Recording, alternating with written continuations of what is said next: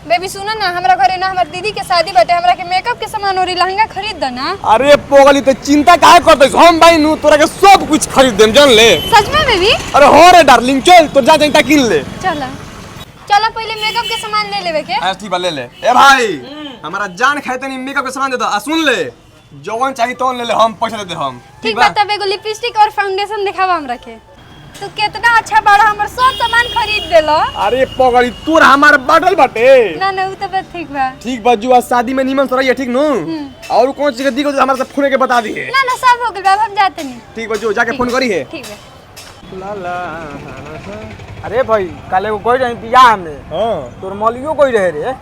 देखनी का अपना दीदिया के देवर से सोट सोट बतियावतिया। अरे सरिया कहत रे। अरे साच में माई क्रिया और तौर पे कोई में ले गई। बगीचा में ले गुरो है। हां ये तोरा पहुंच साला वगैरह हम बियाह में जाए खातिर लहंगा किन नियम मेकअप के सामान किन और बोतल हमार लहंगा पहन के अपन दीदिया के देवर संगे पट गइल। आई रे दादा।